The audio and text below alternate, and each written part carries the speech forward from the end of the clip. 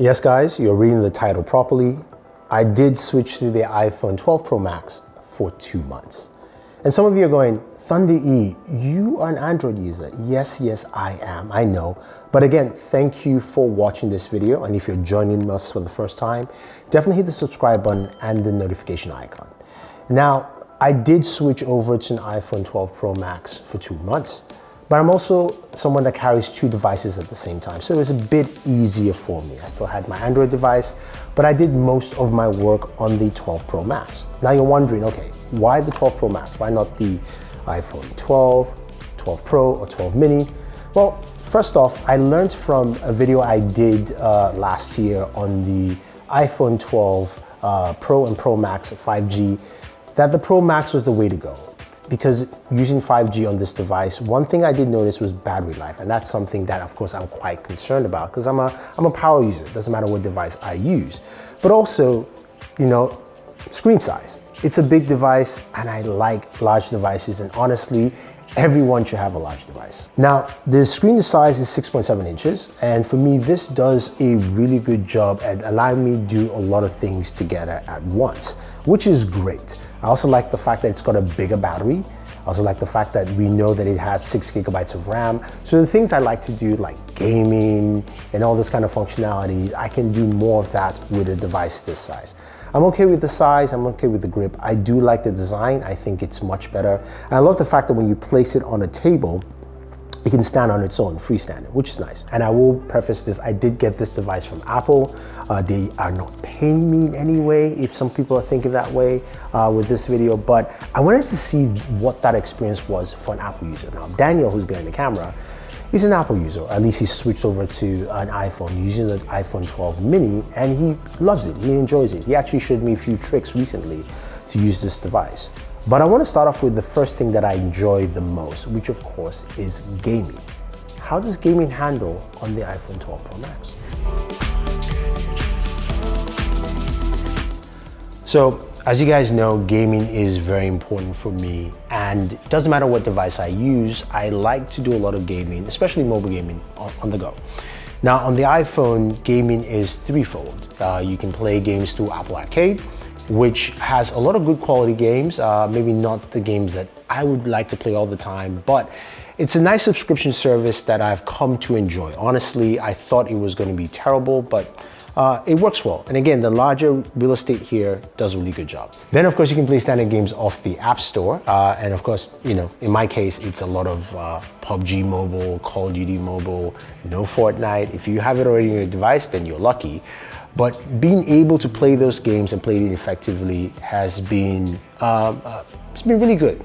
Now, the one thing I will mention is that the iPhone, while it can play games really well, it runs really hot. I mean, it runs very hot when you're playing games for a long period of time. I would say honestly, within 15 to 30 minutes, it starts raising temperatures that are just super high. So it's something to take note and something I don't like, especially when I play on long sessions. So it makes sense using something like this. This is the Backbone controller, which I have a video on my gaming channel, Board Gaming, go check it out. I do like it, works well for the iPhone. Now, the third part, of course, is game streaming services like, you know, Xbox Game Pass or Stadia or GeForce Now.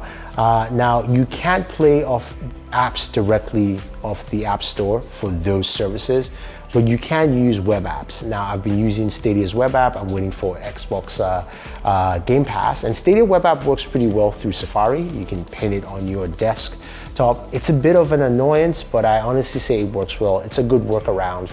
And even though Apple has tried to limit that progression in some form or fashion, I'm glad there's just some way to make it work. The gaming experience on the iPhone is really good. You know, a lot of people ask, what about graphically intensive games like Genshin, Impact, which yes, you can run that effectively at almost 60 frames per second constantly. Those are the kind of things you'll see on the iPhone. Audio is also really good to hit the kind of sound you're looking for. And I think in general, if you're a gamer, you would like the experience on here. Now, before I talk about other things, I'm just going to continue my gameplay session because I just died in Call of Duty Mobile and I need my ranking to go up.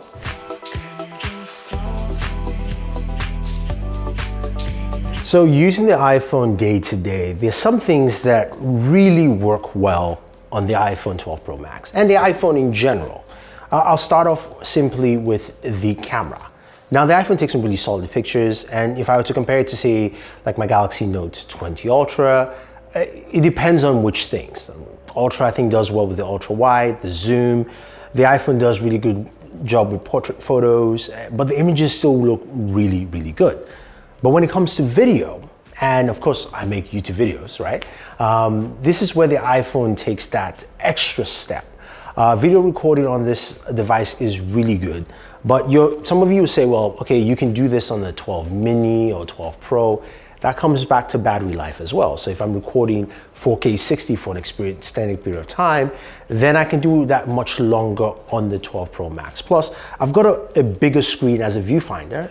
If I want to actually try and do something cinematic, I can see what I'm doing. I gauge it much better on the device. But the camera is really, really solid. Now, when you move over to the software, iOS runs pretty well. It's pretty smooth. There's some things I don't like. I can get into it, and I will get to it later on in this video. But I want to talk about the software, meaning iOS and of course apps as well. iOS is a smooth piece of software. And I do like the inclusion of the app library on here, which is more like the app tray on Android, so I'm using it more in that fashion. I like the fact that it tries to group things and guess the way your thing should be, like in social, entertainment, creativity. It misses a few things, but it's still quite knowledgeable for me to find the things I'm looking for, right? You've got your notification center, which honestly needs to be fixed. I am tired of swiping through every notification I get, which is quite a lot.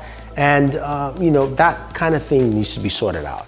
But when you come to the applications, this is where you have a lot of benefits using an iPhone.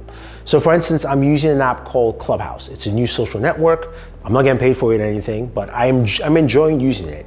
And I can only use it on the iPhone. So you get that quite a bit where certain things work better on an iPhone. So apps have early access on the iPhone like Clubhouse. I also have certain apps that just work well, like say Instagram, where certain things in Instagram just work better on the iPhone than on an Android device, even my Galaxy. Those are the kind of things that frustrate me as an Android user, and coming over and using the iPhone more, I'm going like, come on guys, like seriously. The ability to use the software quite effectively because of the closed ecosystem says a lot about what Apple can do.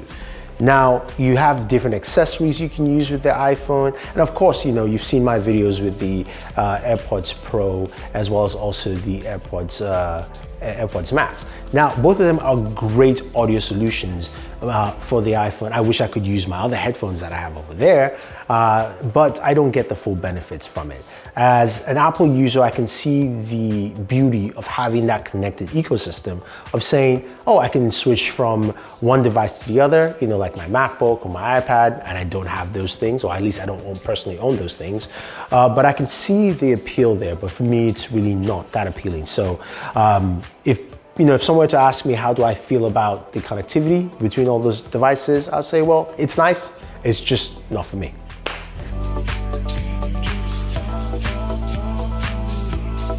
So you've heard me say a lot of great things about the iPhone 12 Pro Max, but here are a few things that I hope Apple changes. Software, hardware, that kind of thing, right?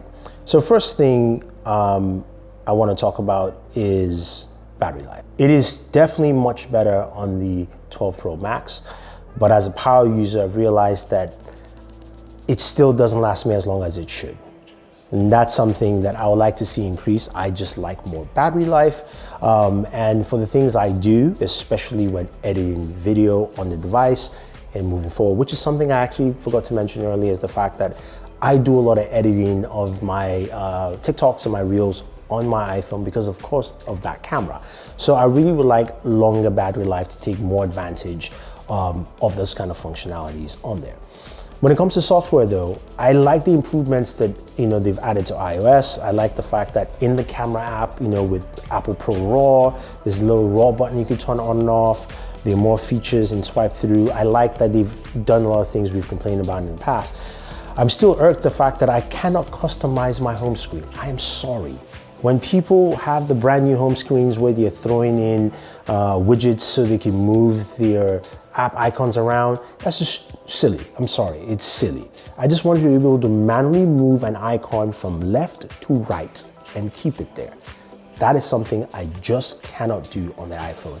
And for me, it frustrates me because I actually want to clear the whole home screen and I just want to see my Batman wallpaper, and that is just me. And by the way, if you want to get this wallpaper, I have a link for you guys down below.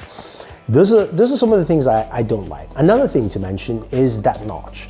I know this is the 3rd generation of the notch. We had it with the iPhone 10, 11, and now 12. I wished it was thinner. I wish it wasn't there at all. As much as a lot of people will say, well, it doesn't bother me, it does bother me when I game, it does bother me when I watch video, and I tend not to watch a lot of video on this. I will go back to my Android device here just to watch video just because of that notch. It's still a bother, and it may not be for other people, but it's just something that concerns me. USB Type-C, that's something I would like to see as well. And then finally, MagSafe. Now, MagSafe is one that I've discussed quite a bit with Daniel, and he's laughing right there behind the camera, because honestly, I like and I don't like it at the same time. I think MagSafe is great, and you have a bunch of different options for MagSafe. So you've got the standard MagSafe charger from Apple, and you've also got like a third-party charger from Spigen, which by the way is about half the price. So use the link down below to pick that up if you're thinking about getting MagSafe. And also you do have the dual MagSafe charger, which I kind of like because if you have an Apple Watch, you can use that with it. And it simply folds up through in your back pocket or in your front pocket and your jeans, and you can go anywhere with it. What I don't understand with MagSafe, or at least for me, just doesn't really fit, is that it's basically wired charging with a magnet that is slower. That's what I don't get. And to me, I'd rather just have USB Type-C, which we don't have on the iPhone yet, and I don't even know if Apple will give that to us. We might just go to MagSafe fully for the iPhone 13 this year. But that's something that I wrestle with MagSafe, where I do like the ability of having MagSafe behind my device. I can dangle it around if I want to. I can game more effectively with it. That is very true because it doesn't block, of course, my hands while gaming, but it's also slower and I lose more energy that way. Plus, since Apple has taken away the charger out of the box, I understand that, but to use MagSafe, you need a 20-watt charger. So if you're coming from a much older iPhone to the 12 series, you still have to buy a brand new charger. And of course, by the way, I have links for those chargers as well that are just 20 bucks in the description. I know it sounds like I'm selling you a lot of stuff and telling you this or that about the device. I do like the iPhone 12 Pro Max, I honestly do. I think it's a solid device and I like the changes Apple has made. Has Apple made me switch all the way through? No, I'm not gonna lie to you. I'm not one of those YouTubers who tell you, oh, I fully switched for a year. That's just complete bullshit, at least for me. What I will tell you is that I am enjoying the experience and I think that they've done a good job. They haven't gotten me there fully, but it also means that, Android devices will have to pick up the pace and do things better. And I think that is what we want, is competition at the end of the day. I want to get that kind of camera fluidity on my Galaxy devices, on my OnePluses.